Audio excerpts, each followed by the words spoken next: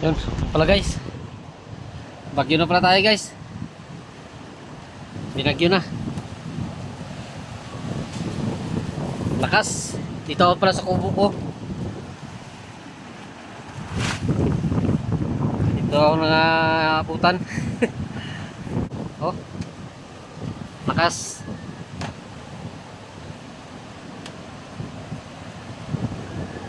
Dito ako sa kubo ko guys.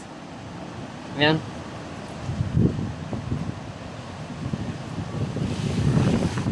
Pasok guys ang ano, mga dahon nito.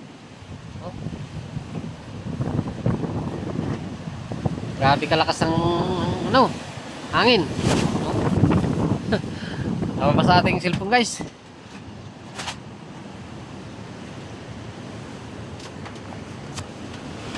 Basa. Oh.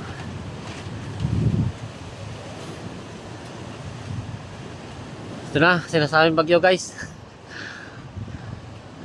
Dumaan na sa dito sa amin.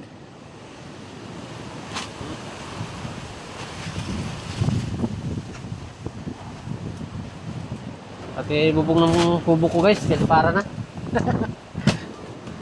Dito ako sa kubo ko.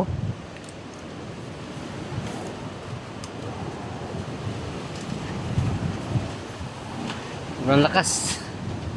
Pero maya mag-aware na ako sa bahay. Sigurado basaan din ito sa loob ng bahay guys. Pasok kasi ulan doon sa bahay namin.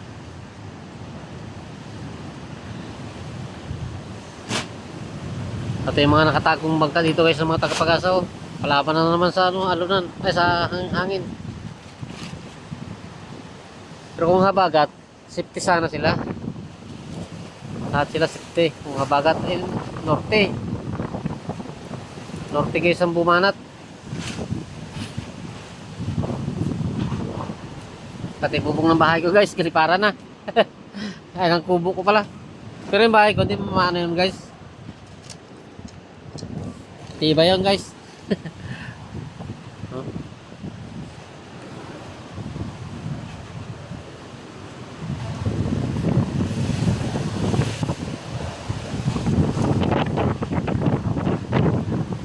Yan pala guys ang bahay ko. Yan guys, so yung may bubong na pula. Yan o. Yan. Yan yung mataas na yan guys, na pula na yan. Yan. Yan yung bahay ko. Hindi naman basta-basta na yan.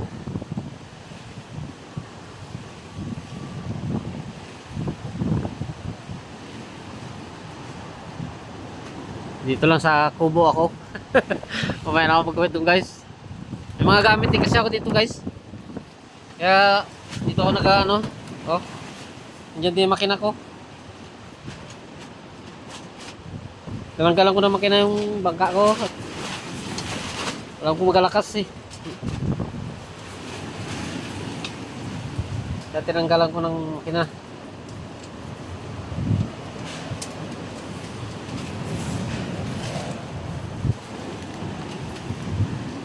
Lakas. Kanina kalmado guys, oh, ngayon lumakas na.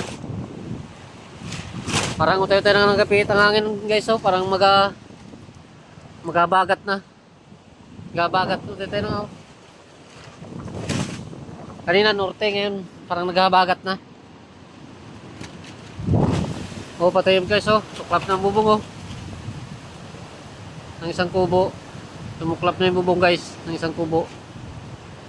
Ayan o.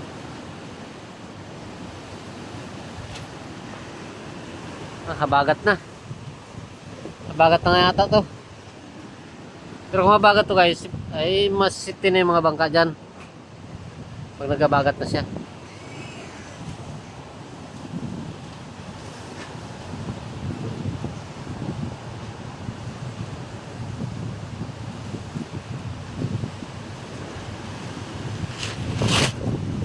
Parang pahabagat na siya ang takbo ng hangin. Kanina norte. Ayun, napahagat na guys, oh. Pumihit na.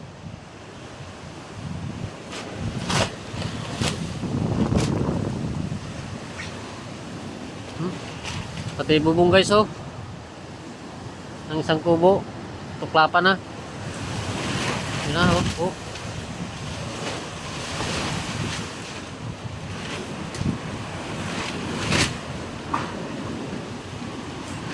Sobrang lakas guys.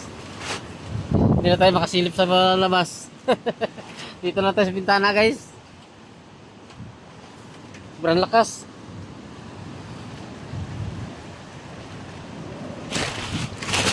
Ito nga ganito guys, basta habagat siya, medyo safety itong aking kubo. Kasi naka ano to sa habagat eh. Patagilid kaya yung bubong di basta-basta mahalwat. Yung isa kasi na yan guys, talagang pag hinampas siya ng habagat, tuklapan yan.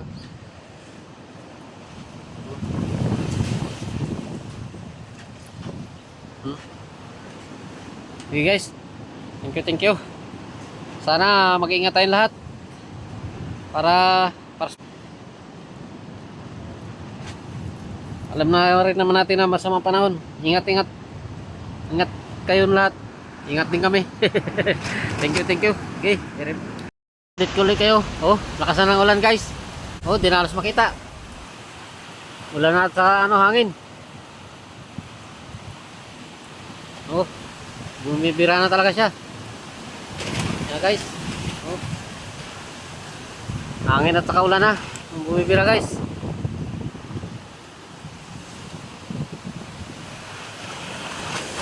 Baldahan ng mga bangkat dito.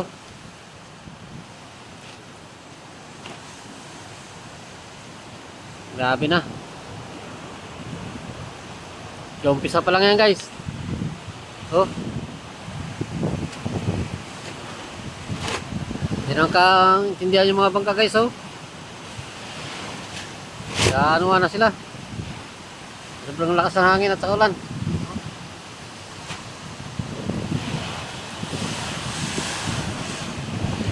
Hanggang dyan yan guys oh, sa likod ng kubo. Dyan. Ayan, ganyan yan oh, puno yan. Oh. Mga bangka.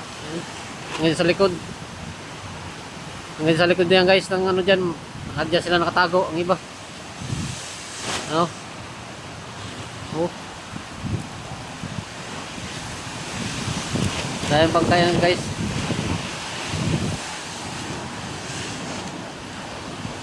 Yan na. Sa harap guys, di ako makapunta. Lakas na masyado ang hangin doon. Dito lang ako sa likod ng kubo ko. Sa may bintana lang ako.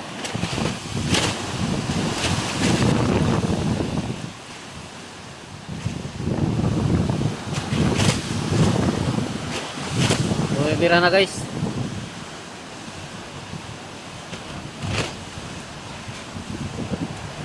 Di ako makapunta sa harap guys ng aking sa pinto ng kubo ko. Ang lakas.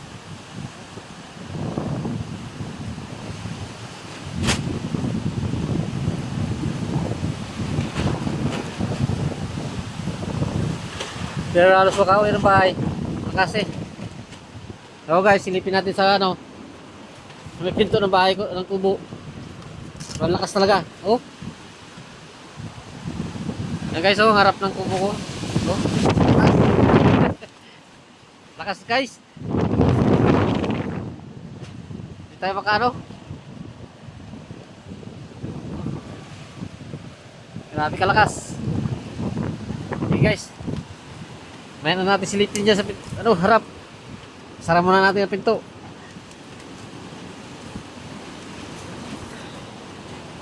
Dito muna tayo, dito lang tayo sa bintana guys. Para ano. Okay guys, maraming salamat. Update ko lang kayo maya. Kung anong nalagay ng panahon. Ingat.